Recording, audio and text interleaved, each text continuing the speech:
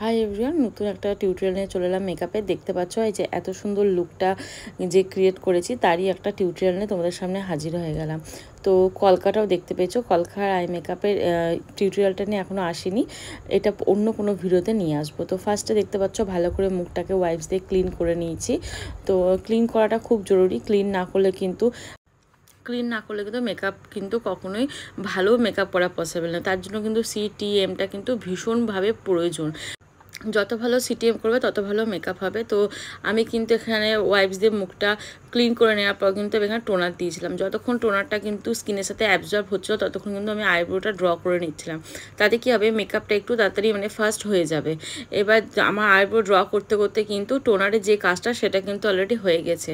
আমি এই মাঝখানে কি করে নিলাম, আমি ময়েশ্চারাইজার দিয়ে দিলাম। এবার সিটিএমের মাঝে কিন্তু প্রত্যেকটার মাঝে কিন্তু 2 মিনিট বা 1 মিনিট মতো কিন্তু তোমাদের ডিস্টেন্স কিন্তু রাখাটা খুব প্রয়োজন। এবার তার জন্য আমি কি করেছিলাম বলো তো, আইব্রো ড্র করার মাঝে যেই গ্র্যাপটুকু পেয়েছিলাম সময়টুকু, তাতে কিন্তু আমি ময়েশ্চারাইজারটা দিয়ে নিচ্ছি, তার আগে কিন্তু টোনারটা দিয়ে নিয়েছি।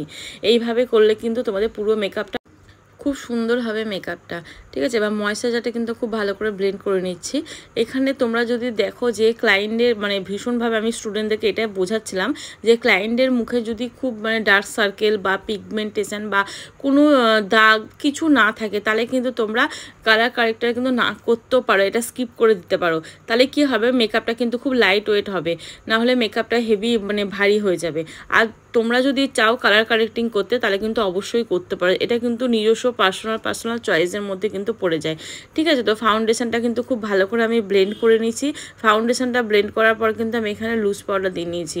এখানে তোমরা চাইলে ব্রাশের বদলে যে পিৎজা যে পাফগুলো হয় সেটা দিয়েও কিন্তু তোমরা দিতে পারো লুজ পাউডার।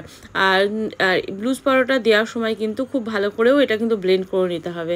এবার কিন্তু আমি নোজ কন্ট্রোলিং করছি। নোজ কন্ট্রোলিংটা কিন্তু আমি এখানে পাউডার কন্ট্রোল করছি। গরমকালে আমি ক্রিম কন্ট্রোলটা একটু স্কিপই করে যাই, ক্রিম কন্ট্রোলটা স্কিপ করে যাওয়াটাই বেটার।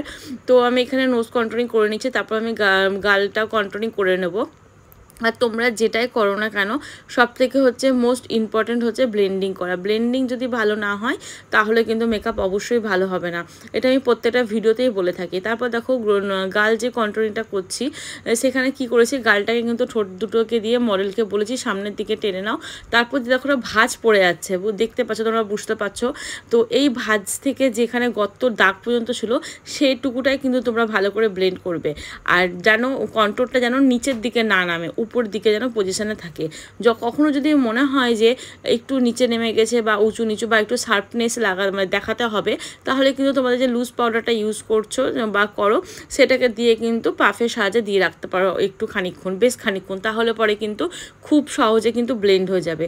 তারপর এখানে আমি আবার ব্লাশার দিয়ে নিচ্ছি। ব্লাশারটা তো প্রত্যেকটা মডেলেরই খুব প্রিয়, আমার নিজস্বর খুব প্রিয় লাগে, আমি নিজে সেলফ মেকআপেও খুব ইউজ করে থাকি। আর ব্লাশারটা দেওয়ার পরেও কিন্তু খুব ভালো করে ব্লেন্ড করে নেবে। আগেও তোমরা হাইলাইটার দিতে পারো, আমি কিন্তু ব্লাশার ফিক্সার দেওয়ার আগে কিন্তু হাইলাইটার দিয়ে নিয়েছি। তোমরা চাইলে কিন্তু ফিক্সার দেওয়ার পরেও কিন্তু হাইলাইটার দিতে পারো, এটাও নিজস্ব পছন্দ মতো অনুযায়ী কিন্তু তোমরা করে ফেলতে পারো। আর এটা আই মেকআপের টিউটোরিয়ালটা কিন্তু আমি পরে নিয়ে আসবো। আর তোমরা আই মেকআপের টিউটোরিয়াল বা হেয়ার স্টাইলের টিউটোরিয়াল বা কলকাটা গালে করেছি সেটার টিউটোরিয়াল দেখতে চাইলে কিন্তু অবশ্যই আমাকে কমেন্ট বক্সে কিন্তু কমেন্ট করে জানাবে।